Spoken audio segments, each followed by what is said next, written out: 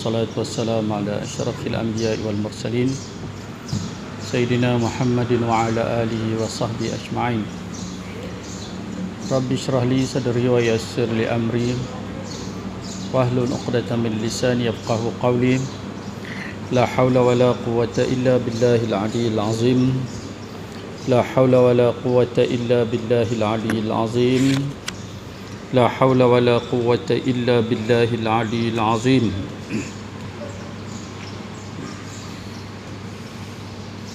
Membaca a'udzubillahi minasyaitonir rajim. Tentukah? Betul. An Abi Sa'id Al-Khudri radhiyallahu anhu qala qala Rasulullah sallallahu alaihi wasallam kana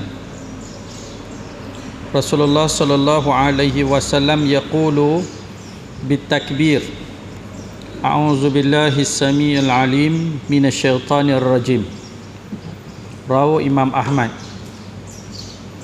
daripada Abu Sa'id Al-Khudri radhiyallahu anhu katanya, dan biasanya Rasulullah sallallahu alaihi wasallam sesudah bertakbir membaca a'udzubillahi as-sami'il 'alim minasyaitonir rajim. Rawi Imam Ahmad dan lain-lainnya. Dan dalam hadis lain sebagaimana disebutkan oleh Ibnu Munzir, baginda membaca a'udzubillahi minasyaitonir rajim. Aku berlindung dengan Allah daripada hasu syaitan yang direjam. Ini ditegaskan di dalam Al-Quran, fa iza qara'tal Quran fasta'iz billahi minasyaitonir rajim. Oleh itu, apabila engkau membaca Al-Quran, maka hendaklah engkau lebih dahulu meminta perlindungan kepada Allah daripada syaitan yang direjam. Di antara perkara sunat dalam sembahyang ialah membaca a'udzubillahi minasyaitonir rajim tiap-tiap kali kita nak baca Fatihah, dan juga tiap-tiap kali kita nak baca surah. Baca a'udzubillahi minasyaitonir rajim, baca dengan perlahan. Yang tu termasuk daripada sunat-sunat dalam sembahyang. Faham tak? Bolehlah bismillahirrahmanirrahim pun bolehlah. Tapi yang sunatnya a'udzubillahi minasyaitonir rajim. Sunat kita baca yang tu. Itu. Dengan keterangan yang tersebut, disunatkan membaca a'udzubillahi minasyaitonir rajim sebelum membaca Fatihah. Semoga kita dilindungi oleh Allah daripada angkara was-was yang berpunca daripada syaitan. A'udzubillahi minasyaitonir rajim, aku berlindung dengan Allah daripada syaitan yang direjam. Yalah, sembahyang ni banyak gangguan-gangguan syaitan. Maka sepatutnya kita baca a'udzubillahi minasyaitonir rajim. Bahkan waktu kita nak baca Quran, tiap-tiap kali kita baca Quran pun disunatkan a'udzubillahi minasyaitonir rajim. Cuba kita perhati baca Quran. Baris terbentang nampak baris atas, duk nak baca baris bawah juga. Tak ada lagu tu. Baris terbentang baris hadapan, duk nak baca baris atas juga. Dia jadi tak nampak. Faham tak? Dia hak betul duduk depan mata, pergi baca hak salah tak nampak tu. Kenapa? Syaitan ganggu. Kerana syaitan ni memanglah dia tak suka. Dia tak suka banyak gangguan syaitan ni. Cuba kita malam tu tak boleh nak lena. Biasa jadi tak boleh nak lena. Tungging kok no tak kena, tungging kok ni tak kena, duduk tak kena. Gitu. Duk main menatang TikTok tu. Duk siap sampai 2-3 jam nak bagi mengantuk. Tak mengantuk. Cuba pegang Quran baca. Nada. Pegang Quran baca. Tak ada setengah muka menguap. Tu kata syaitan. Betul tak? Dan mengantuk. Nampak betul? Padahal duk main handphone tadi tu daripada pukul 9 sampai pukul 12. Tak mengantuk apa pun. Pegang Quran je, mengantuk. Tu kata syaitan. Duk menyembang tak. Mai duk tempat mengaji mengantuk selalu. Nguap. Tu kata syaitan. Faham? Lepas tu baca a'udzubillahi minasyaitonir rajim. Kau berlindung dengan Allah daripada syaitan yang direjam. Baca yang tu. Lebih lagi kita nak sembahyang lah, kerana Orang yang berjaya sembahyang ni orang khusyuk. Kalau tak khusyuk tak berjaya lah. Jadi syaitan duk kacau. Baca a'udzubillahi minasyaitonirrajim tu, minta berlindung daripada syaitan. Nah, tu. Terutama dalam semayang yang memerlukan suasana yang tenang, tenteram dan penuh khusyuk. Itu sunat. Yang keenam, mengucap amin sesudah membaca Fatihah. An Wa'il bin Hujrin radhiyallahu anhu qala sami'tu Nabi sallallahu alaihi wasallam qara'a ghairil maghdubi alaihim waladdallin faqala amin madda biha sautah rawahu Tirmizi. Daripada Wa'il bin Hujrin radhiyallahu anhu katanya, aku mendengar Nabi Muhammad sallallahu alaihi wasallam membaca suratul Fatihah dan sehabisnya baginda mengakhiri bacaan dengan menyebut ghairil maghdubi alaihim waladdallin, lalu ia mengucap amin. Nabi sebut. Jadi kita ni buat ibadat, semua ibadat-ibadat kita tiru Nabi sallallahu alaihi wasallam. Jadi selepas baca Fatihah sunat sebut amin. Itu. Mana amin ni perkenankan olehmu kerana Fatihah tu doa. Dalam Fatihah tu doa, jadi sunat kita sebut amin. Kalau kita sembahyang seorang, yalah sebutlah amin lepas sebut ghairi maghdubi alaihim waladdallin tu. Tapi kalau kita sembahyang berjemaah, amin itu hendaklah serentak dengan imam. Jangan terdahulu dan jangan terkemudian. Kerana kalau kita sebut amin serentak dengan imam, turut diaminkan oleh malaikat dan Allah Ta'ala perkenankan permintaan kita. Dalam sembahyang ada 3 perkara yang serentak dengan imam. Yang pertama, serentak dengan imam batal. Yang kedua, serentak dengan imam makruh. Yang ketiga, serentak dengan imam afdal, baik. Ingat ni, boleh ingat tak? Ada. Nanti nak kena tanya pula ni. Ni nak tanya minggu lepas pula ni. Ingat ke tak? Gitu. Dalam sembahyang ada 3 perkara yang serentak dengan imam. Pertama, kalau serentak dengan imam, batal sembahyang. Apa dia? Jawab. Yang pertama, kalau serentak dengan imam, batal. Siapa nak jawab? Yang pertama, kalau serentak dengan imam, batal. Angkat tangan jawab. Dia kena buat macam sekolah sikit, beri cepat pandai sikit. Ni mengaji tani ni pejalan jelek apa belah tahun dah ni? No. Apa dia? Yang pertama, kalau serentak dengan imam, batal. Apa dia? Siapa nak jawab? Takbiratul ihram. Imam takbir, kita takbir serentak, sembahyang batal. Batal sembahyang makmum. Faham? Batal sembahyang makmum. Mesti selepas imam takbir, kita takbir. Faham tak? Selepas imam takbir, kita takbir. Jangan serentak. Kalau serentak, batal sembahyang. Katakanlah kita sedang tau, Allahu Akbar, serentak dengan imam, kena takbir lagi. Tak ada. Yang afdalnya imam Allahu Akbar, baru kita Allahu Akbar. Tu afdal. Orang panggil. Imam takbir, dia takbir terus. Jangan serentak. Yang kedua, makruh. Kalau serentak dengan imam. Yang kedua, makruh. Makruh ni tak dapat pahala. Apa dia? Yang kedua, kalau serentak dengan imam, makruh. Orang lain pula jawab. Hak belakang Muslimat nu duk ngangau apa? Apa dia? Yang serentak dengan imam makruh. Apa dia? Fatihah. Fatihah tak apa. Fatihah kita tak tahu. Panggil. Fatihah serentak dengan imam. Imam baca, kita pun baca. Bolehlah nak sebut makruh juga pun bolehlah. Panggil. Sepatutnya masa imam baca kita kena dengar. Imam baca, imam diam baru kita baca. Tak? Itu tak nampak sangat sebab makmum tu. Lagi apa dia lagi? Makruh. Tak boleh serentak dengan imam. Banyak yang ni. Rokok, i'tidal, sujud, bangkit daripada sujud. Sama-sama dengan imam. Imam rokok, dia rokok. Sama. Imam i'tidal, dia i'tidal.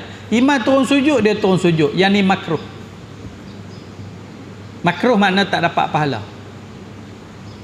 Walaupun dia sembahyang jemaah, dia dapat pahala macam sembahyang seorang. Tak dapat 27. Pasal makmum ni apa maksud makmum? Makmum ni makna mengikut imam. Kalau serentak mana mengikut tak ikut. Serentak tak nama ikut. Tu imam Allahu Akbar turun, kita tak boleh turun lagi, biar dia turun dulu. Ada. Dari dia sampai tempat sujud baru kita turun. Tu imam bangun daripada sujud rakaat itu Allahu Akbar, baru. Sebab itu tu imam dia kena panjang sikit kalau rukun tu panjang. Supaya makmum tahu, tama-tama makmum hak di belakang tu ada tirai. Faham tak? Dia kena Allahu Akbar. Makna makmum faham dah tu dia sampai dah, baru dia turun. Kalau tidak dia jadi sama dengan imam. Tak dapat pahala. Yang lebih teruk lagi dahulu pada imam. Imam tak sampai, dia sampai lagi. Kalau dahulu pada imam lebih pada 2 rukun batal. Yang kedua. Yang ketiga, serentak dengan imam afdal. Apa dia? Serentak dengan imam afdal. Amin tadi. Dia suruh serentak. Amin. Bagi laki-laki kena derah. Mayang tempat kita ni tahu, kalau kita pergi masjid, dalam masjid tu ada 100 orang.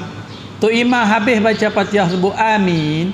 Kalau kita sampai lambat duduk di tangga, tak dengar pun suara orang lelaki.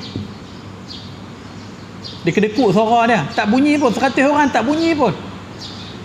Sepatutnya kena bunyi bergema tu. Amin. Amin ni dia derah. Tapi jangan macam jerkah. Amin. Itu tak bagus. Kerana dia macam jerkah. Amin tu makna perkenan olehmu bila minta, deras suara dia, tetapi jangan macam jerkah. Faham tak? Jangan macam jerkah. Boleh? Tu lupa dah tu, bulan depan tanya pula 3 perkara tu.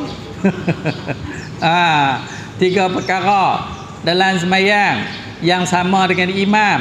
Yang pertama batal, yang kedua makruh, yang ketiga afdal. Itu 3. Boleh? InsyaAllah kadang buat soalan-soalan lagu tu dia mudah ingat lagi. Pada baca terus itu dia kalik itu. Tu kadang-kadang buat soalan tu bagi kita ingat. Baik.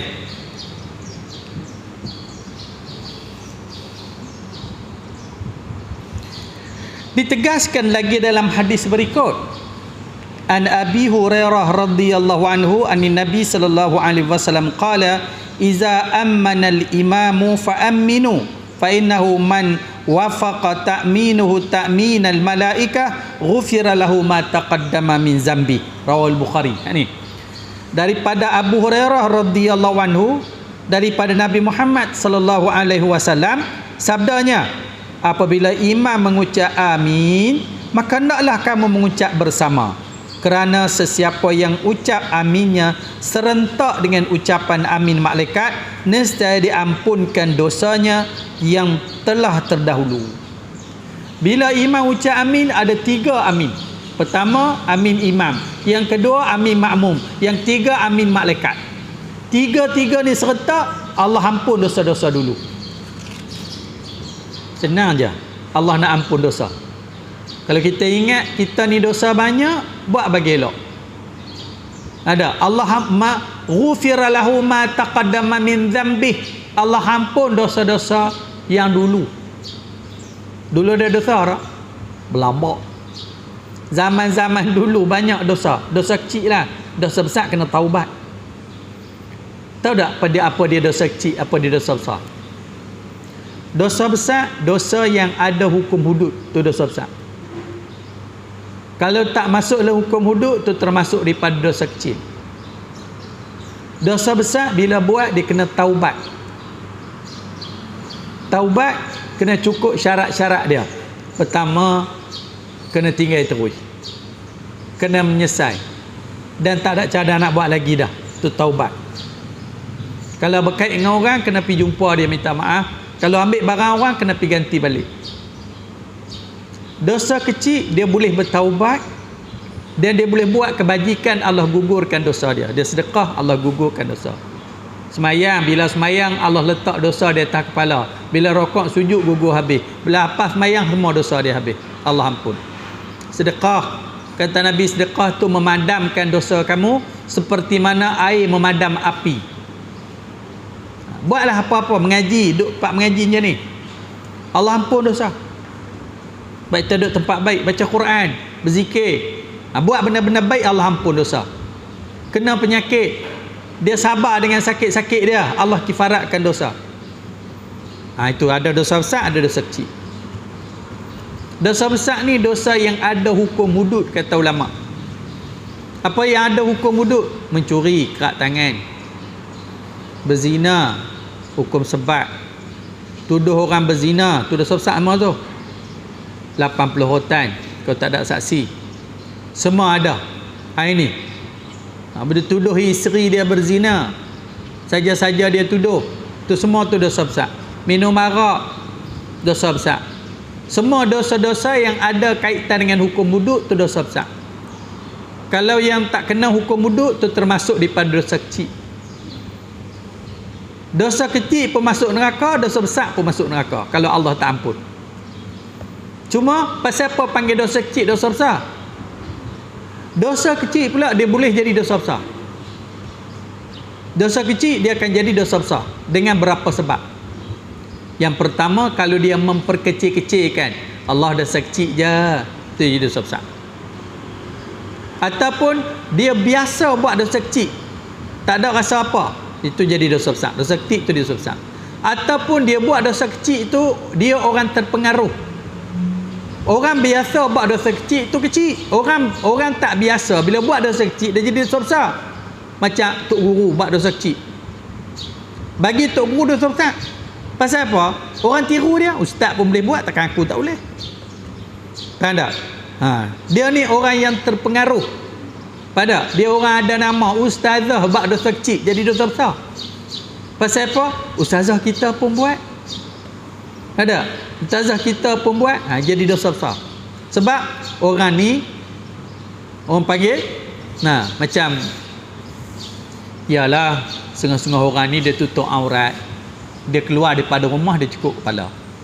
Tapi duk pergi sidai kain kat luar rumah tu dah. Dia pakai kain dia selik tangan ya. Tengah-tengah tu lah. Kan kat luar rumah tu dia sidai kain kat luar rumah. Dia duk menyapu. Dia tengah pakai baju kurung, baju kedah. Tapi pakai bonet tu je. Bonet apa panggil tu? Bonet lah. Tengkok duk keluar. Duk luar tengkok. Dosa besar kecil, tu dosa kecil. Dia kena minta ampun. Tapi kalau yang buat lagu tu ustazah, dosa besar. Faham tak? Sebab apa? Pasal apa hang buat lagu ni? Ustazah kita pun pakai macam tu je. Sebab ustazah ni orang tiru, macam orang bodoh, dia tak siapa nak tiru. Dia tu kira tipa. Untuk dia dosa kecil. Faham tak? Itu dosa besar, dosa kecil. Jadi dosa-dosa ini Allah boleh ampun.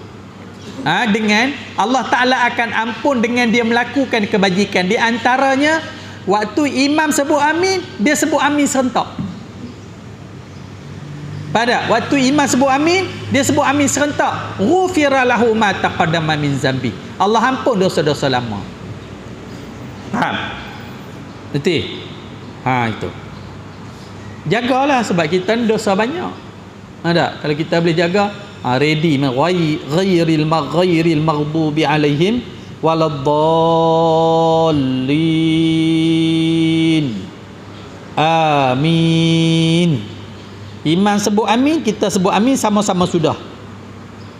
Jangan amin, imam habis dia duduk lagi. Serentak dengan imam. Allah ampun dosa-dosa lama. Nah itu. Kedua-dua hadis ini menjadi dalil tentang mengucap amin. Mengucap amin selepas baca Fatihah, lebih-lebih lagi yang diucapkan oleh imam sembahyang, sangat-sangat besar tujuannya kerana Fatihah itu mengandungi berbagai-bagai perkara. Di antaranya ialah memohon hidayah petunjuk daripada Allah kepada jalan yang benar. Ihdinas siratal mustaqim, tunjuk kami jalan yang betul. Dan juga memohon perlindungan pada jalan orang-orang dimurkai dan sesat. Minta lindung jalan orang dimurkai dan jalan-jalan orang yang sesat. Lah ni banyak jalan-jalan orang sesat. Orang mengaji pandai-pandai tapi bukan pandai agama. Dia pandai bercakap. Lepas tu pula dia dapat begini apa semua, dia reka-reka. Lepas tu dia buat timbul satu ajaran sesat. Lepas tu orang pakai ikut dia. Tu ghairil maghdubi alaihim waladdallin. Bukanlah jalan orang yang dimurkai dan orang-orang yang sesat. Minta lindung. Orang-orang dimurkai ada sebut orang Yahudi. Orang dimurkai. Orang Yahudi ni dia tahu yang mana betul, yang mana salah, tapi dia jahat. Dia cari hak salah juga. Orang Nasara orang sesat. Dia sembah palang salib. Dia anggap Isa tu anak Allah. Itu orang-orang sesat. Kita jangan termasuk di kalangan orang yang dimurkai dan orang-orang yang sesat. Sebab tu bila habis baca Fatihah, sunat sebut amin. Minta lindung daripada orang sesat tu. Boleh? Itu. Perkara amin itu pula dimaksudkan memohon kehadrat Allah Subhanahu wa taala. Mudah-mudahan segala permohonan yang terkandung dalam surah Fatihah itu dikabulkan. Maksud amin itu apa? Segala permohonan yang dibaca dalam Fatihah itu dikabulkan. Kita minta jalan betul, Allah bagi jalan betul.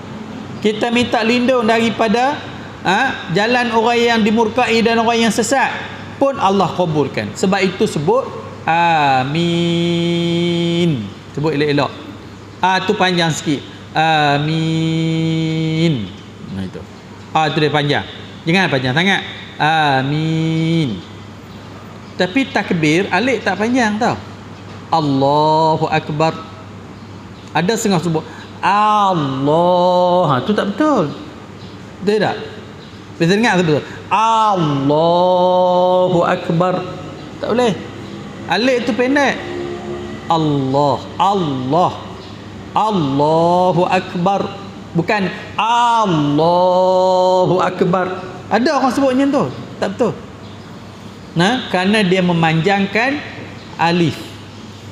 Alif tak boleh panjang. Kecuali waktu kita sebut amin. Amin.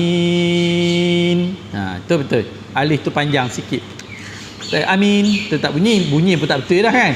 Amin. Itu. Buat itu. Dan dalam hati ingat. Perkenankan olehmu. Perkenankan olehmu ya Allah. Sama juga tersebut. Amin. Amin. Amin. Imam baca doa. Ataupun waktu baca kunut. Setengah-setengah tu imam tahu. Dia baca kunut. Allahumma hdina fi man hadai wa afina fi man afai wa tawallana fi man tawallai wa barik lana fi ma a'tai wa qina syarra ma qadai. Lepas tu dia diam. Tu betul. Sebab waktu dia baca doa tu, kita Allahumma hdina fi man hadai, apa kita kata? Amin. Wa afina fi man afai. Amin. Wa tawallana fi man tawallai. Amin. Wa barik lana fi ma a'tai. Amin. Wa qina syarra ma qadai. Amin. Fa innaka taqdi, yang tu bukan doa. Yang tu puji.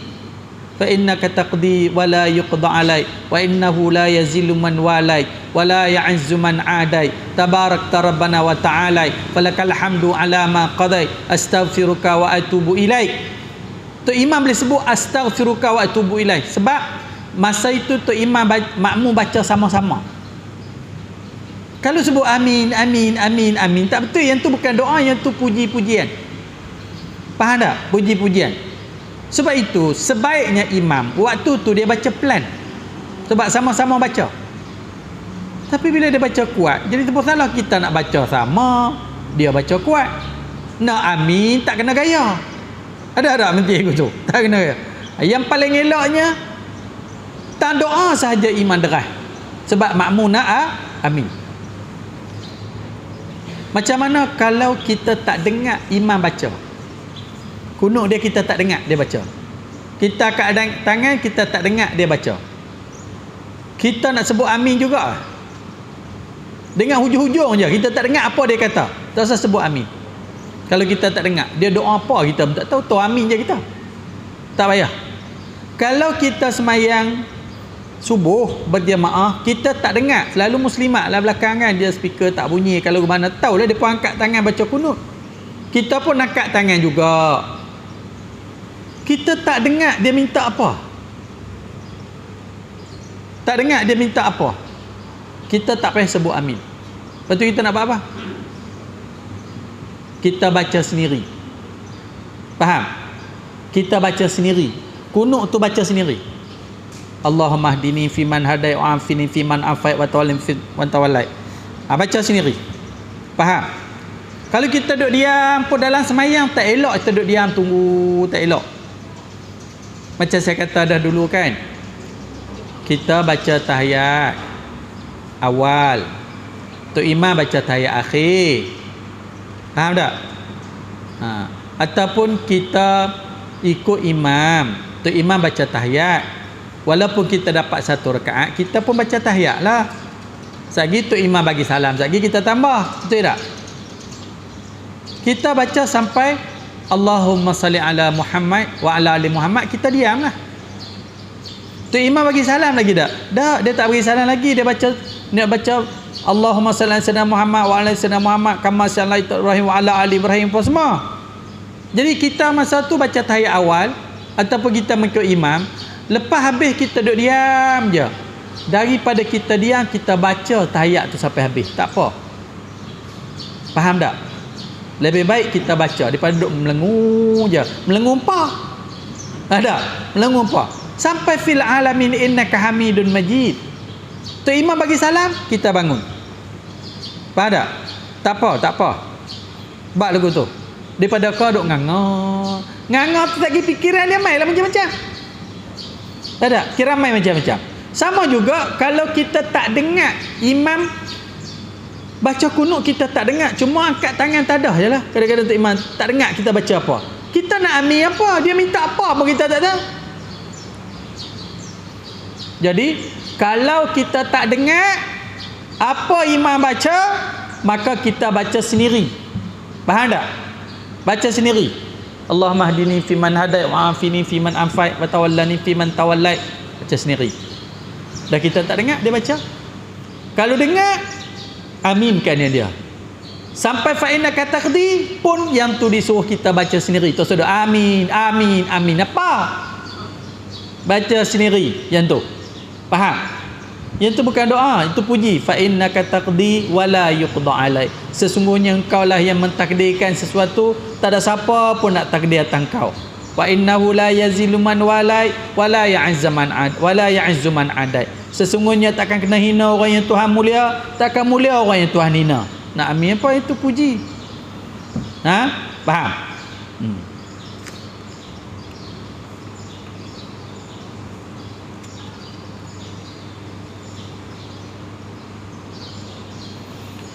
Perkataan amin itu pula maksudnya memohon kehadrat Allah Ta'ala, mudah-mudahan segala permohonan yang terkandung dalam fatwa itu dikabulkan. Dengan sebab tujuannya yang besar itu, maka ucap amin diucapkan juga oleh malaikat di langit dan dengan demikian menjadikan saat ucap amin itu suatu yang sangat yang mulia. Itu ucap amin suatu yang sangat mulia. Dia kata waktu ucap amin itulah waktu sangat mulia sampai malaikat pun turut aminkan sama. Saat terbuka pintu keampunan Allah kepada hamba-hambanya yang tertentu. Ingat macam itulah bila sebut amin. Ingat satu hadis. Kalau kamu dapat amin berserta dengan imam, Allah ampun dosa-dosa kamu yang lalu. Lepas tu kenang balik dosa-dosa yang lalu. Banyak dosa-dosa. Jadi ambil kesempatan bagi serentak dengan imam. Itu. Oleh itu, amatlah baiknya bagi makmum mengucap amin serentak dengan imam, serentak dengan amin imamnya. Demikian juga bila ia seorang diri membaca Fatihah, supaya menempati saat ucap amin daripada malaikat. Sama kalau kita baca amin seorang-seorang, ghairil maghdubi alaihim waladdallin, malaikat pun ready nak ucap amin. Kita main seorang ataupun kita saja kita baca Fatihah, kita pun amin serentak dengan malaikat, Allah ampun dosa kamu. Allah buat malaikat kerja dia tolong ucap amin. Maknanya bila waladdallin, malaikat dah sedia untuk ucap amin sama dengan kita. Allah ampun dosa, kabulkan doa. Faham? Dengan itu termasuklah ia dalam golongan orang-orang yang beroleh keampunan Allah yang melimpah-limpah rahmatnya. Iaitu dialah termasuk dalam orang yang dapat keampunan Allah dan melimpah-limpah rahmatnya. Faham tak? Boleh faham? Siapa nak tanya? Boleh faham tak? Tak payah mana yang ni. Cuma kita nak bagi reti biar teringat. Itu kelebihan-kelebihan dia. Membaca surah selepas membaca Fatihah. Itu pun sunat. Sunat ni juga sunat hayat. Katakanlah rakaat pertama, lepas ghairil maghdubi alaihim waladdallin, dia rokok. Dia tak baca Fatihah. Dia tak bacalah kuliah ke Quran sebenah, tak baca, dia rokok. Naik rakaat kedua lagi, lepas Fatihah pun dia rokok juga. Dia tak baca qul huwallah ke Quran bin Nas ke. Sah tak sembahyang dia? Sah tak? Pasal apa sah? Pasal apa sah? Pasal surah tu sunat. Dia kena sujud sawi tak? Boleh tak dia nak sujud sawi? Boleh tak? Muslimat belakang. Boleh tak? Dia tak baca surah, kan? Yang mengarik tiga rakaat dia tak baca. Rakaat 3 tu tentulah tak baca. Pada yang kedua, yang pertama, yang kedua tak baca. Zuhur dia tak baca. Sembahyang dia sah tak? Sah, pasal apa dia? Surah itu sunat. Baik. Dia kata aku ni tak baca surah, rasa ringan sembahyang. Dia nak tampung dengan sujud sawi. Boleh tak? Boleh tak? Boleh ke tak boleh? Boleh ke tak boleh? Ni nak kena dah. Boleh ke tak boleh? Muslimat belakang. Lepas Fatihah biasa maghrib dia baca kuliah lah. Ada. Rakaat kedua dia baca qul huwallah. Hari tu dia tak baca. Dia lupa. Kalau kau mana dia lupa. Lepas tu sagi dia boleh tak susawi? Boleh ke tak boleh? Boleh. Boleh ke tak boleh? Tak boleh? Boleh. Tak faham lagi.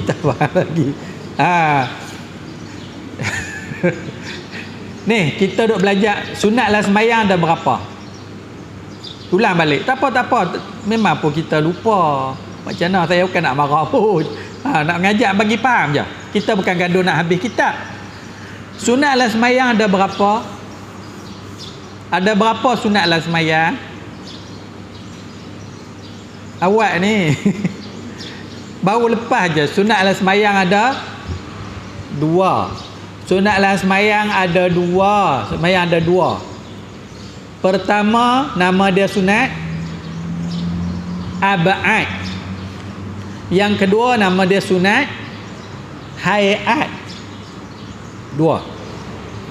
Sunat abad kalau tertinggal ataupun saja-saja dia tinggal, dia boleh ganti dengan sujud sahwi.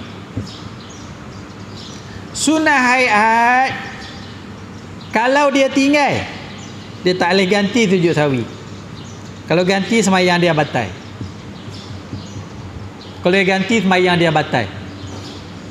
Jadi surah ni sunat abad kan sunat hayat? Ni hak kita duk mengaji la ni sunat abad kan sunat hayat? Hak duk mengaji la ni amin, baca auzubillah, baca surah. Ni kita duk belajar apa lah ni? Sunat apa? Sunat bukan abad, habis dah abad. Habis dah. Yang kita duk belajar lah ni sunat hayat. Abad sunat besar, hayat tu sunat kecil. Surah pun termasuk sunat hayat. Hayat. Jadi ulang lagi sekali. Kalau dia habis-habis baca Fatihah rakaat pertama, dia rokok terus, dia terlupa. Faham tak? Lepas tu sebelum bagi salam, dia boleh tak sujud sahwi? Boleh tak? Boleh ke tak boleh? Tak boleh, tak boleh, tak boleh. Sebab ini nama dia hayat, bukan abad. Faham tak? Ingat nah. Jangan sujud sahwi pula. Ya, tak boleh. Tak sujud sahwi. Tinggal-tinggal je lah. Macam dia tinggal iftitah. Macam dia tinggal Rabbighfirli warhamni wajburni. Itu. Sunat yang boleh ganti dengan sujud sahwi ni dua je. Tahiyat awal dengan kunut. Sujud sahwi ni banyak, tapi yang boleh ganti dua je. Tahiyat awal dengan kunut. Yang lain-lain tak boleh. Faham tak? Kalau dia ganti sujud sahwi, batal sembahyang dia. Dia dinamakan menambahkan rukun sembahyang. Faham tak? Menambahkan rukun sembahyang. Dia akan lupa-lupa macam tu je. Macam sembahyang raya. Takbir yang 5 kali, 7 kali sembahyang rakaat pertama, 5 kali rakaat yang kedua kan, sembahyang raya kan? Sembahyang raya. Selalu Tok Imam lupa. Tok Imam lupa. Masuk biasa. Allahu Akbar, baca kita Alhamdulillahirabbil alamin arrahmanir rahim. Dia tak takbir yang 7 kali tu. Dia lupa. Nah?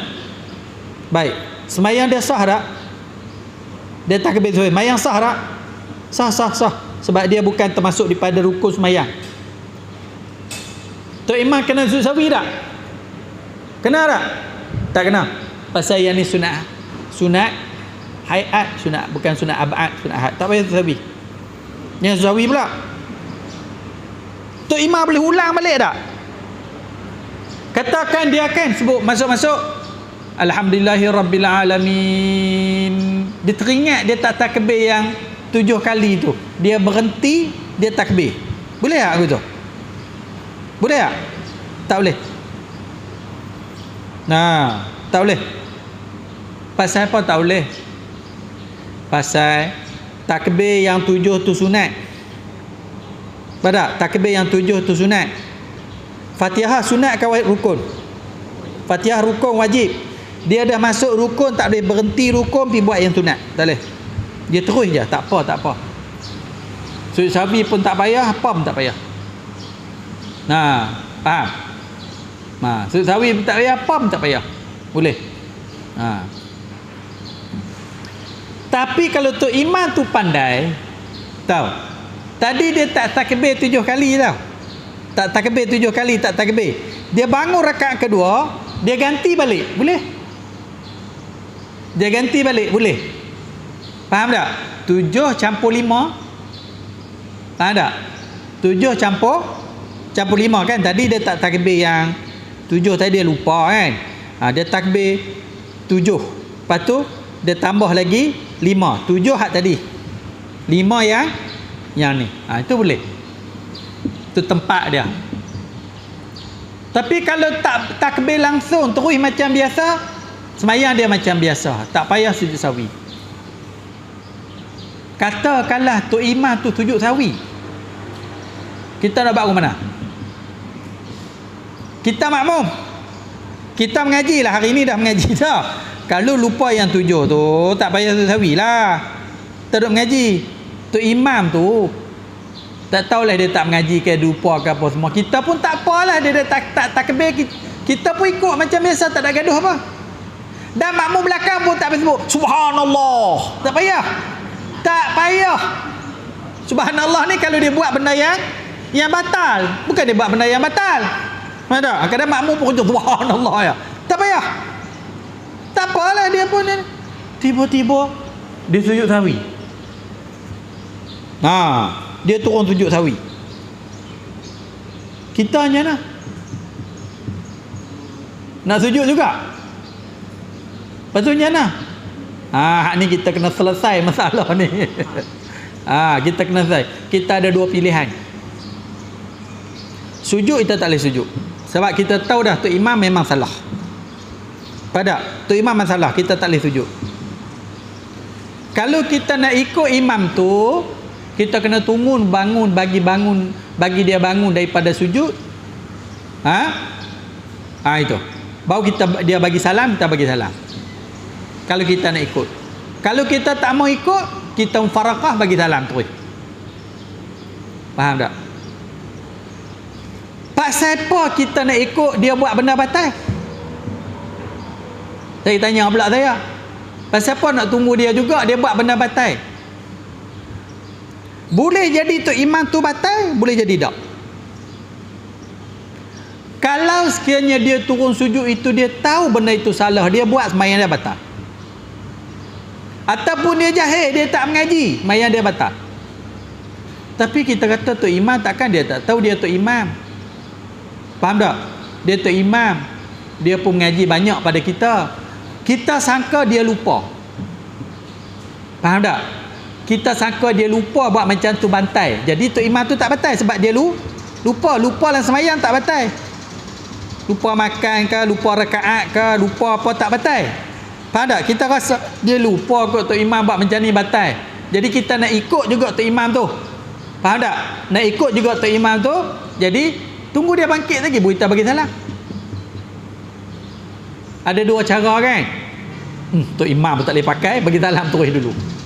Ataupun nak tunggu dia juga, kena tunggulah. Itu. Pilihlah yang mana satu, idaman qalbumu. Faham? Sama juga bila tok imam, dia tak baca tahiyat awal.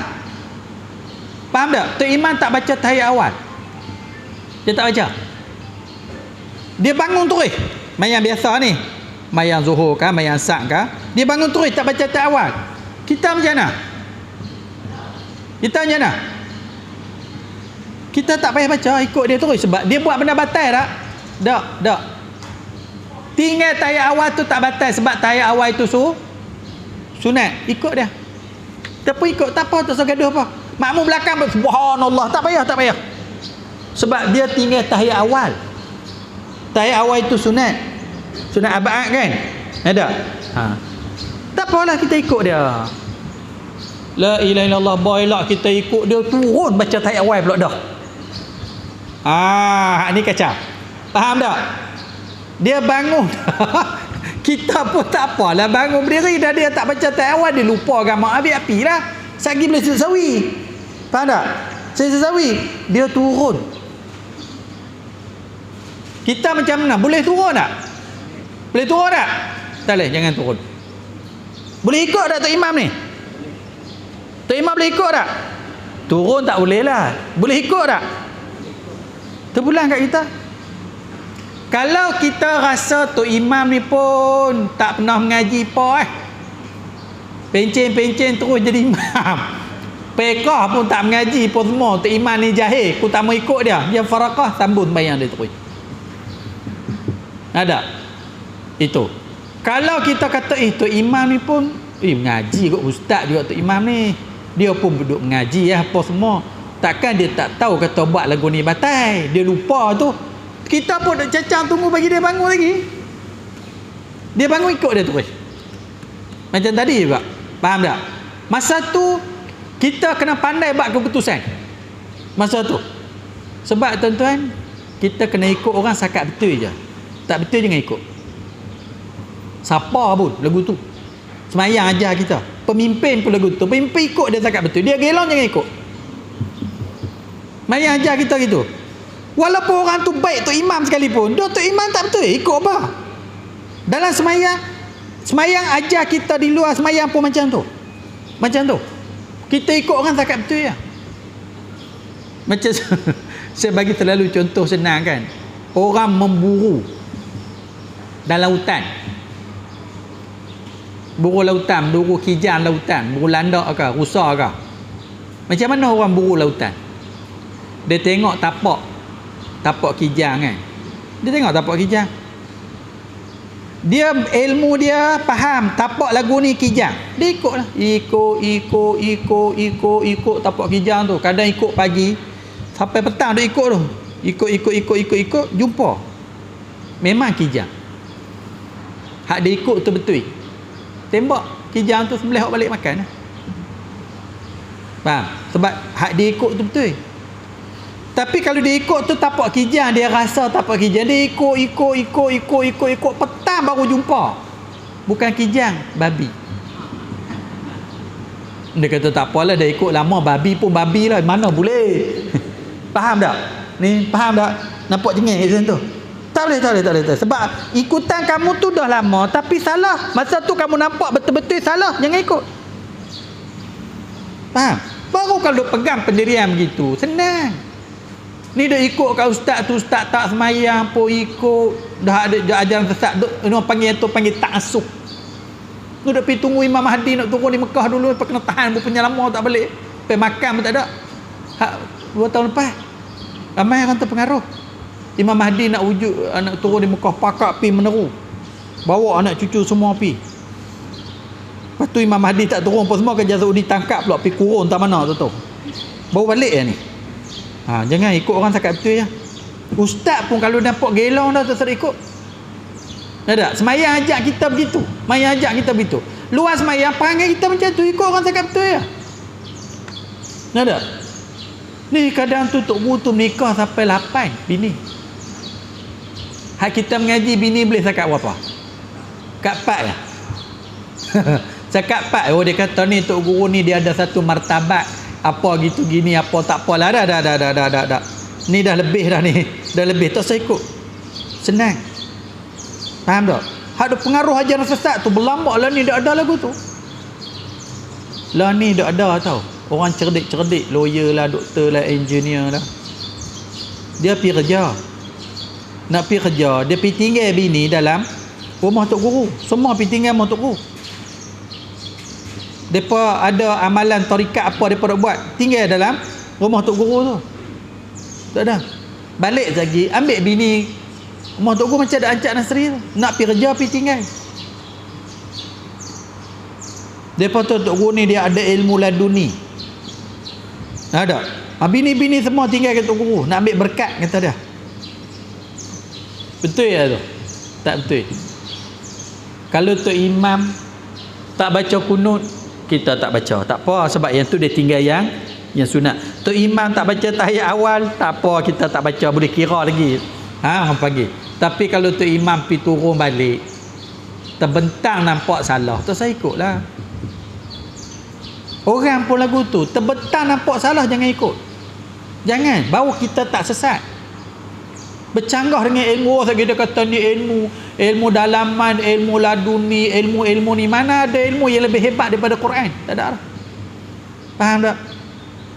Jumpa semayang pakai niat je, ikut. Semayang pakai niat je. Ni bulan Ramadan dia kan puasa, duk makan ngak. Hang tak puasa, aku puasa. Puasa apa? Puasa batin. Kalau otak hang. Oh, aku pun nak ikut hang mengaji di mana? Ni ilmu dalaman orang tertentu je ada. Kami duk pergi mengaji tu, kami tak payah dah abang pun. Duk mengaji kuliah duha di SIG ni tak pernah pun ustaz abad. Tok Guru macam-macam duk ajar kami apa semua. Tok Guru hampa tu mengajar ilmu kulit, kami ni ilmu isi. Tu lagu tu. Ini ilmu kulit, ni kulit saja. Hak ni AC betul. Orang baru-baru ramai terpengaruh. Dia jahat dulu nak jadi baik. Bila ada jumpa orang tu, jumpa orang ni pula. Ada. Dulu duk mengaji elok, dulu jahat. Main mengaji. Ngaji elok, lama-lama hilang. Saya kenal tanya pi mana Pak Long ni dulu duk mengaji apa semua. Dalam ni ustaz ada jumpa ilmu tarikat baru. Nula ni duk kalup dari 3 pagi duk pergi mengaji. Saya tanya dia semayang tak? Semayang, tapi semayang blank. Semayang ke mana aku ni? Ni, semayang tangan dia hanya ni. Awak semayang lagu tu, dia kata kita depan Tuhan ketat. Depan Tuhan ketat. Tuhan tak tahu kan ketat dengan buat-buat ketat. Faham? Betul tak ni? Tak betul, jangan ikut. Ustaz pun kalau tak betul jangan ikut. Baru kita selamat. Faham tak? Semayang ajak kita. Tok Imam kita dah ikut lama dah. Dia tak betul, tak saya ikut. Cuma tak betul itu ada 2. Satu jahil, satu dia lupa. Lupa jangan marah. Kadang kita boleh ikut lagi, tapi tang tu tak saya ikut lah. Tang salah tu saya ikut lah. Macam tadi ni, Tok Imam lupa takbir dia semayang raya, lupa takbir yang 7 tu. Faham tak? Lepas tu dia semayang terus. Sagi dia sujud sawi. Kita mengaji sujud sawi ni sunat abad. Sunat abad ni tahiyat awal dengan kunut. Faham tak? Yang ni takbir ni sunat hayat, tak boleh.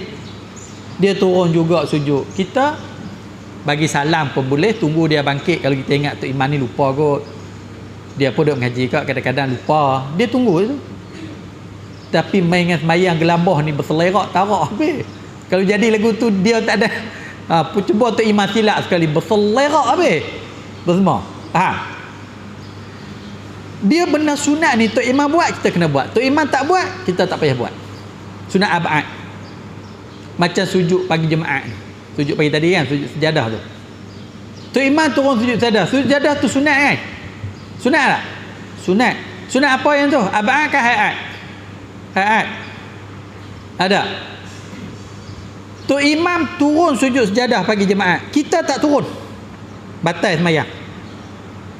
Semayang makmum batal. Sebab yang tu namanya jahat, bersalahan dengan imam. Faham tak? Soal nak baca tak baca, tapi bila imam turun sujud tilawah, sujud pagi Jumaat ataupun sujud pagi bila pun ayat suruh sujud dan sujud, wajib makmum turun sujud. Wajib. Bagi makmum sunat, bagi imam sunat, bagi makmum wajib mengikut imam. Macam imam baca tahiyat, makmum bangun terus tak mau baca, tak boleh, wajib dia baca. Imam berdiri baca kunut, dia turun sujud, tak boleh, dia kena baca kunut juga, wajib. Buat menyalahi imam batal walaupun sunat. Sebab yang tu nama dia menyalahi imam, tak boleh. Jahat menyalahi imam, tak boleh. Faham? Imam buat, kita kena buat. Katakanlah pagi Jumaat Tok Imam baca ayat sujud, dia tak sujud. Tok Imam sampai dah ayat sujud tu, ayat sujud tu kita tahu dah, dia sambung terus. Kita boleh sujud tak? Kita boleh sujud tak? Dia tak turun, tak baca ayat sampai ayat sujud bagi jemaah, kita pun ingat nak turun sujud lah. Faham? Tu imam tak turun, kita boleh turun tak? Tak boleh. Tak boleh. Jangan. Sebab dia tak turun, kita tak boleh turun. Apa tu imam ni dah sampai ayat sujud pun dia derah dah. Sambung tatayafa junubuhum anil madaya yad'una rabbahum khafan. Dia tak turun sujud. Kita nak sujud boleh, dengan syarat kita kena nak mufaraqah dengan imam tu. Tak ikut imam tu dah boleh. Rugilah pula. Cerita dia tak payah. Dia tak turun sujud, kita tak sujud. Kalau dia turun kita tak mau, kita kena turun juga. Batal sembahyang kita kalau kita tak niat mufaraqah. Faham? Ingat kau fiqah ni. Kita ni kalau kita reti fiqah seronok. Tahu? Mudah. Reti fiqah ni mudah, senang. Itu. Macam istinja lah. Saja orang kita je buat payah. Basuh kencing berak dalam Islam ni dia ada 2. Satu, guna air. Satu, guna batu atau seumpama batu. Lah ni tisu lah. Faham tak? Dua-dua tu boleh pakai. Dua-dua tu boleh pakai. Dia bukan macam tayamum. Tayamum kalau tak ada air boleh guna debu. Ada. Istinja tak apa. Air ada. Tisu pun ada. Ada. Tisu pun ada. Dia tak mau guna air, nak guna tisu. Dia tarik tisu tu tebal. Tak ada.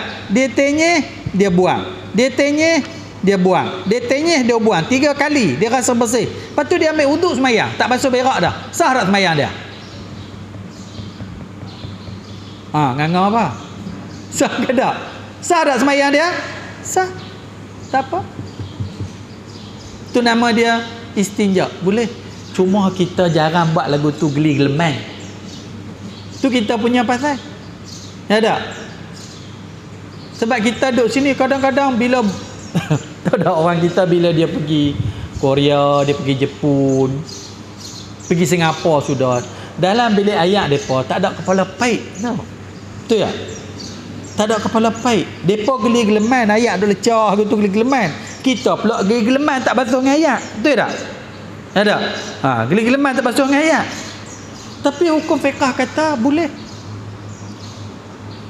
Boleh. Ada tisu boleh. Tapi mesti kena belajar abad istinja lah. Ada. Belajar tak, dia tak meleleh rata, tak apa semua. Tarik bagi tebal, apa semua. Kena 3 kali. Bersih, boleh semayang, sah. Sah. Tak apa. Faham tak? Sah. Tu. Cuma bila kita pergi kot belah Cina, belah mana musim-musim tu, dia masuk bilik ayak tak ada. Dia kerja buat betul mineral tu. Heret betul mineral. Betul mineral sana, betul mineral sini, apa semua. Sedangkan hukum fiqh kata boleh, tak apa. Tak apa. Bahkan kalau ada ayak pun dia nak suka pakai macam tu, boleh.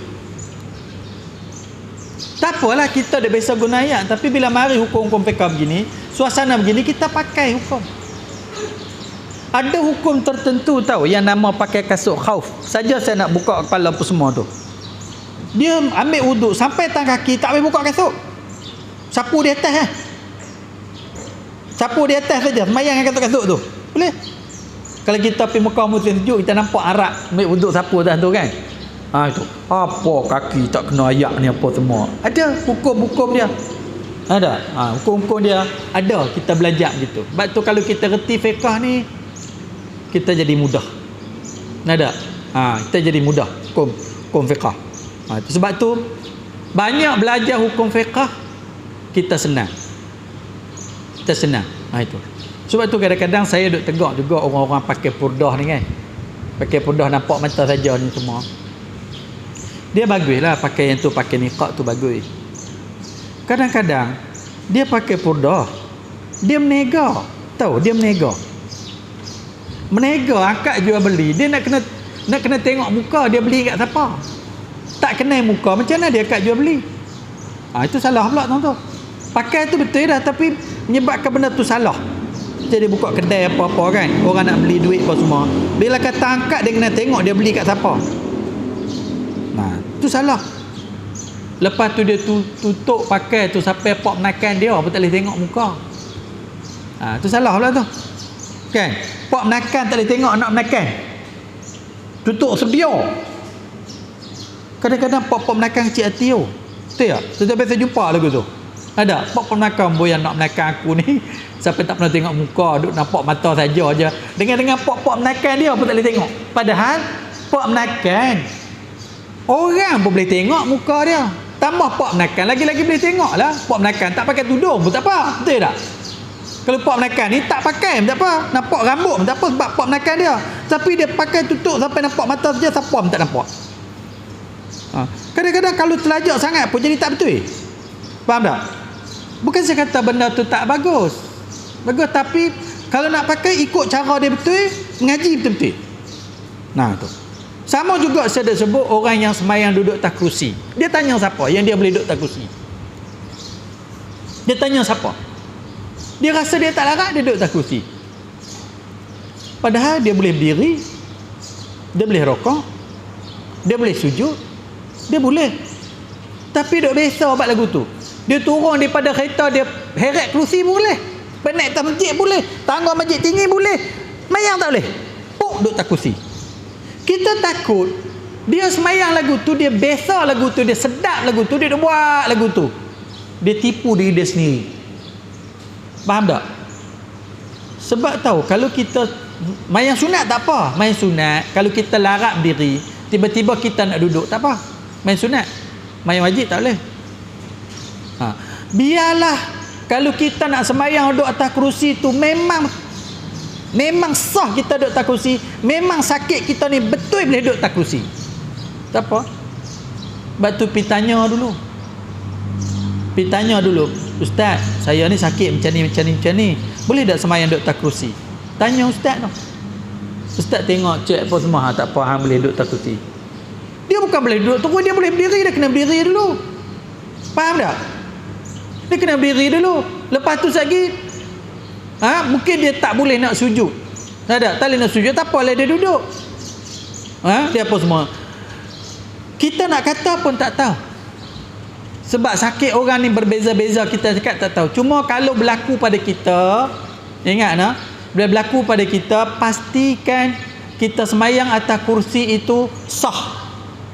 Jangan tipu diri sendiri. Dan umur dah hujung-hujung dah, semayang tak sah pula. Pasal apa? Sebenarnya dia boleh berdiri, sebenarnya boleh rokok, cuma dia nak duduk sujud tak boleh. Tak boleh pasal apa? Kena tengok. Kalau betul-betul tak boleh, baru dia boleh duduk. Jangan duduk heret kerusi. Kadang orang tak tahu sakit tak mana. Ada orang duk buat kerja lagu tu, semayang tiap-tiap waktu, tapi tak tahu sakit tak mana. Itu. Cuma kita nak pergi kata ke orang tak boleh lah, sebab dia yang sakit. Faham tak? Hang ni semayang duduk atas kursi, sebab kita tak tahu dia sakit macam mana. Cuma kalau kena pada kita, sebelum kita buat keputusan nak duduk atas kerusi semayang kita tu, tanyalah pada orang ngerti, Ustaz, saya ni lutut saya macam ni, ada lutut saya macam ni, saya boleh tak, sah tak kalau saya duduk atas kerusi semayang apa semua? Ustaz tu tengok, hang boleh berdiri tak? Berdiri boleh Ustaz. Hang berdiri dulu, Ustaz kata. Rokok boleh tak? Rokok boleh. Hang rokok dulu. Apa yang tak boleh? Sujud. Sujud tak apa. Masa nak sujud lagi hang duduk atas kursi. Masa berdiri hang kena berdiri. Lagu tu jangan sosok duduk atas kursi sampai ke sudah duduk lagu tu. Pi cek tengok akhirat esok semayang tak ada, kira tak semayang, nak minta kat siapa? Ada. Ingat baik main. Jaga elok-elok ibadat kita. Itu. Sebab tu kalau sampai satu saat kita nak duduk atas kerusi, tanyalah orang yang reti, ustaz, alim, ustazah, apa semua, dia akan bagi nasihat pada kita. Kalau kita sengah kita tak boleh duduk tahiyat akhir, bak badan gemuk, bila duduk tahiyat akhir dia terbalik. Dia terbalik, duduk tahiyat akhir dia terbalik. Tak apa, ustaz katanya duduk atas kerusi, baca tahiyat akhir tu duduk macam tahiyat awal. Duduk macam tahiyat awal. Memang macam inilah tuan-tuan, kita berdoa pada Allah. Saya pun gitu juga dalam doa selalu. Kalau boleh, biarlah kita ni sampai mati kita boleh semayang macam biasa. Tu cita-cita lah hati kita, sampai mati kita boleh semayang macam biasa. Tu yang kita duk jaga lutut, jaga makan, jaga apa semua tu. Tu cita-cita kita. Ada. Hak tak sakit lagi lah, jaga. Tujuannya aku bercita-cita nak sembah Allah ni. Kalau kiam lah. Kalau rokok macam biasa lah. Dari ni boleh letak cukup 7 anggota cukup. 7 anggota cukup. Masa bila dia berhenti semayang, mati. Tu cita-cita kita. Badak. Cita-cita kita tak begitu. Bagi yang tak sakit lagi lah, yang sakit tak ada arah lah nak bawa mana. Ni ada elok-elok lagi ni. Ada. Boleh nak lagu tu pasang je, ya Allah, bagilah kesempatan padaku, boleh aku semayang sujud padamu macam biasa. Ada macam biasa. Tu minta supaya Allah bagi kesihatan pada kita. Apa pun kita kena belajar hukum fiqh ni, bagi reti. Itu. Baik. An Abi Qatadah radhiyallahu anhu anna Rasulullah sallallahu alaihi wasallam kana yaqra fi az-zahri fil awwalin bi ummil kitab wa suratain wa fi rak'atainil akhirin bi ummil kitab wa hakadha fil asri wa hakadha fi subhi. Daripada Abu Qatadah radhiyallahu anhu bahawa Rasulullah sallallahu alaihi wasallam biasanya membaca pada sembahyang zuhur dalam rakaat yang pertama dengan Ummul Quran serta 2 surah yang lain, dan membaca dalam rakaat yang akhir Ummul Quran, Fatihah sahaja. Demikian juga pada sembahyang asar dan demikian pula pada sembahyang subuh. Hadis ini menjadi dalil bahawa membaca surah selepas baca Fatihah dalam sembahyang adalah dituntut oleh syarak. Hukumnya menurut huraian ulama ialah sunat. Sunat. Maknanya kalau kita kalut-kalut, orang pun duk tunggu kita, tak usah baca pun tak apa. Baca Fatihah saja. Lepas tu rokok. Bangun, baca Fatihah saja, rokok. Contohnya kalau kita ni qada banyak. Ada zaman-zaman dulu qada banyak lah, nak kena qada. Kalau kita buat tu jadi lama. Buat wajib-wajib dah. Allahu Akbar, baca Fatihah, rokok. Iktidal, sujud. Bangkit sujud. Bangun pula baca Fatihah, lepas Fatihah rokok. Buat wajib-wajib saja. Nak bagi habis qada-qada hak lama. Boleh? Gitu. Kerana kita dah belajar dah. Baca surah lepas daripada Fatihah itu hukum dia sunat. Yang wajib pada Fatihah. Wajib Fatihah. Itu. Tempatnya pada rakaat pertama daripada zuhur, tempatnya pada rakaat yang pertama daripada zuhur, asar, maghrib serta isya, dan pada rakaat dua subuh, dan Jumaat, dan juga pada sembahyang-sembahyang sunat kecuali sembahyang jenazah. Tak ada baca surah. Jenazah tak ada. Jenazah ni semua boleh sembahyang. Tenang saja. Allahu Akbar, baca Fatihah. Allahu Akbar, selawat. Allahumma salli ala Sayyidina Muhammad wa ala ali Sayyidina Muhammad. Allahu Akbar, Allahumma ghfir lahu warhamhu. Allahu Akbar, sunat. Lepas baca duduk diam je. Kau tak ingat tak apa. Tok Imam bagi salam, bagi salam. Habis cerita. Lah ni boleh main mayat dah. Faham tak? Reti main mayat? Tak reti? Hari ni juga reti. Allahu Akbar, baca Fatihah. Allahu Akbar, selawat. Tu selawat. Allahumma salli ala Sayyidina Muhammad wa ala Sayyidina Muhammad. Yang baik selawat Ibrahimiyah. Kama sallaita ala Ibrahim wa ala sampai fil alamin innaka Hamidun Majid. Allahu Akbar, Allahumma ghfir lahu. Cukup. Ya Allah, ampunilah dia. Warhamhu, kau nak tambah, kasihanilah dia. Kalau perempuan, Allahumma ghfir laha warhamha. Laki-laki perempuan dia baca sama pun boleh. Allahumma ghfir lahu warhamhu. Boleh. Jangan hak laki dia baca Allahumma ghfir laha warhamha. Tak boleh, terbalik. Hak laki-laki baca untuk perempuan boleh. Hak perempuan baca untuk laki-laki tak boleh. Faham tak? Rakaat takbir yang ketiga, Allahumma ghfir lahu warhamhu. Hak tu je nak kena hafal pun. Allahu Akbar. Di Mekah dia tak baca dah. Kalau di Mekah kita baca Allahumma la tahrimna ajraha wala, yang tu sunat.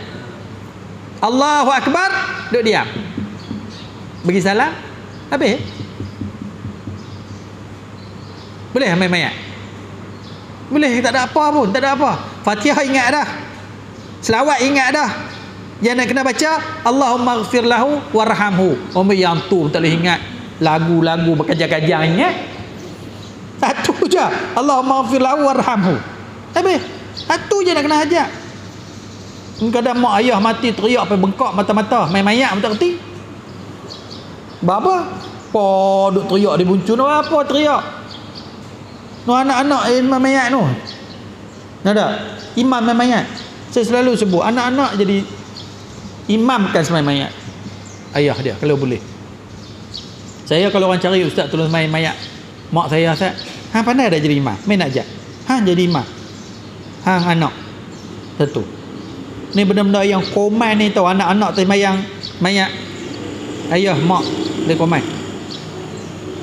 Yang kedua hak laki-laki, orang laki-laki saya nampak koman sangat. Koman lah orang laki-laki. Dia ada anak perempuan. Anak perempuan dia nak menikah. Dia pergi wakil kat naik kudi tu. tolong nikahkan anak saya wakil pada apa semua. Awak hang tak angkat nikah sendiri. Belatu pun tak kerti. Muhammad, aku nikahkan dikau dengan anakku, mas kahwin sebanyak RM75 tunai. Hak tu pun tak kerti nak kata. Terima pandai gang-gang kedai kopi. Nak kata hak tu tak pandai. Anak kita. Tuhan bagi kelebihan pada kita. Pasal apa kita tak ambil kelebihan tu? Orang perempuan nak beranak punya susah, tapi tak boleh nikahkan anak dia. Bagi kat bapak. Hukum fiqah bagi kat bapak. Baik orang kata kalau aku boleh nikah aku akak sendiri lah orang tua ni. Janganlah kata itu kat dia kan. Tapi yang duk pi wakil kat orang tu pasal apa? Kita bukan ada dah. Tama-tama dia ada anak perempuan seorang tu je. Puan pi wakil kat orang. Kita tak ada hak tok, sedangkan tok qadi tu pun tak ada hak kalau tak dapat wakil daripada ayah dia. Punya besar ayah ni. Punya besar ayah. Tapi Tok Qadi kata tak apalah kalau nak wakil kat saya kena akad. Pandai pula Tok Qadi, saya Muhammad bin Tiamgian mewakilkan pada Tok Qadi, tolong nikahkan anak saya. Boleh pula pergi kot tu. Awak tak direct terus ni. Ada? Aku nikahkan anak aku nikahkan dikau dengan anakku dengan mas kahwin sekian-sekian. Cukup. Takkan sampai nak baca pun tak kerti. Koman lah bapak tak boleh nikahkan anak sendiri. Ha? Ketak tu masalah dia. Ketak apa? Itu. Steady ya. Tak? Kita kan bapak yang membesarkan dia, yang melahir, wali dia. Wali dia last sekali kita nak serah anak kita pada orang. Tahu? Waktu angkat nikah pula, tu orang tak angkat gambar. Pak dia duduk di kolong masjid tu. Yang anak-anak duk gantung gambar tu. Gantung gambar tu bukan gantung menantu dengan pak mentua, gantung menantu dengan Tok Qadi. Gantung gambar. Mana gambar pak mentua hang masa akad nikah tu? Dia duduk di kolah, dia ketak. Komen dak orang lelaki tu. Nampak body misai bertaring. Tapi yang tu pun ketak. Saya saja nak pergi pelemah lelaki-lelaki lagu tu biar dia jadi kemas sikit. Betul? Tak boleh. Hang kena akad nikah anak hang. Anak kita. Betul orang bini-bini ni habaq. Abang kena angkat anak dara kita dah nak bagi ke orang. Nada. Kita lah angkat. Habaq kat dia kalau saya ni kalau syarat boleh kat saya angkat dah tapi tak boleh. Saya beranak teruk tak boleh angkat nikah bagi kat abang, yang abang nak bagi kat orang ni pasal apa? Kata aku ketak. Ketak apa bukan hang yang nak nikah. Panggil. Bapak sendiri tu paling baik. Kita bapak dia, kita belah dia. Tahu anak perempuan kita tahu kita nak serah kat orang. Kita nak serah kat orang, dia lain pegang tangan pak mentua dengan pegang naik kodi, dia rasa lain. Dia cuba tengok tahu 2-3 benda hak orang bangga. Dia tu mati siapa jadi imam? Anak dia jadi imam. Oh bangga. Masa hang nikah dulu siapa angkat nikah? Pak mentua aku angkat ni. Nampak tak? Satu kebanggaan. Itu. Nanti hang nak nikah siapa angkat? Pak mentua nak angkat ni rio. Dia ada satu kebanggaan. Faham tak kat situ? Kalau naik qadi ni dia duk angkat selalu dah. Hak tak ada waris ke tak ada apa ke tak apalah. Naik qadi ni tu kan isi borang, tu kan apa semua gitu gini apa semua. Kuasa angkat nikah tu bapak. Kalau tak ada bapak, abang ataupun adik lelaki-lelaki. Buat niri. Hak lepas dah lah dia kata tak apa anak saya nikah dah tak nak buat ke mana? Kena nikah lain lah kok nak pergi dapat anak pula. Ada. Angkat sendiri. Yang duk pergi mengaji sana mengaji sini apa semua sini nak kata lagu tu. Muhammad, aku nikahkan dikau dan aku kahwinkan dikau dengan anakku. Sebanyak mas kahwin sebanyak RM80 tunai. Payah tak mana sangat nak kata hak tu. Ada. Payah tak mana sangat. Kata sendiri. Kadang-kadang Tok Qadi suruh hang langkat tak mau lah tu. Hang langkat tak mau. Tuan-tuan, anak kita nak serah pada orang. Sebab tu bukan senang. Terlebih anak perempuan dia serba lemah. Serba dhaif. Masa duduk dengan kita jentik pun tak pernah. Kadang-kadang dapat kat orang dia terajang. Dia tumbuk. Dia ludah. Tu yang tu tuan-tuan sekalian. Kita kena doa banyak-banyak pada Allah Subhanahu Wa Taala Moga orang terima anak kita ni dia bela dengan kasih sayang. Nada. Ada orang tahu anak balik muka ni berah kat sini. Dia kena tumbuk dengan laki dia. Dia habaq kat mak dia jatuh bilik ayat. Betul tak? Jatuh bilik ayat. Kadang-kadang sampai 7-8 tahun menderita tak habaq. Tak habaq tu. Orang panggil. Sebab tu kalau kita buat kenuri kahwin, kenuri apa, kita kena ingat benda itu kita nak berkat. Bukan fikir nak seronok dundang-dundang gitu apa semua. Kita serah anak kita bagi orang jaga. Ada dia serba lemah, serba apa semua. Orang panggil. Kalau dia tak mau dia hantar balik tak apa, dia duduk seksa tu. Ada orang macam tu. Ada. Ada orang panggil. Macam mana? Sebab itu pertama kita doa, yang kedua biarlah ada keberkatan kat situ apa semua. Yalah masa ada pimpinan tu serba elok lah kan. Serba elok apa semua di belakang. Anak pula dia sayang kat mak ya. Apa benda pun dia tak cerita. Ada? Dia tak cerita. Banyak dilalui begitu. Semua kita minta lah. Orang panggil. Semoga bila kita serah anak-anak kita pada orang, anak kita tu kalau tak kaya pun tak apa, bagi kasih sayang yang cukup. Ada? Masa duduk kita ni ya Allah, jentik pun tak pernah. Boleh kau orang buat lebih kurang. Banyak. Itu. Jadi hak tu tajuk lain lah. Yang risau pula. Maknanya hidup kita ni kena banyak mendekatkan diri dengan Allah. Pertolongan pada Allah Subhanahu Wa Taala kita kena banyak-banyak minta. Itu.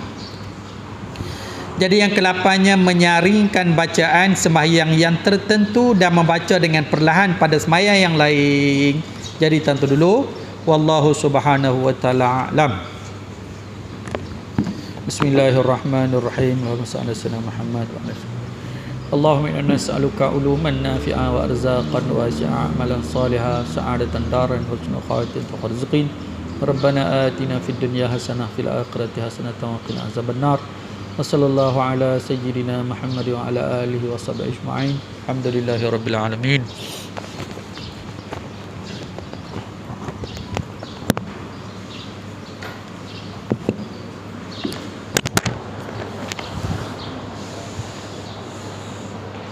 Allah.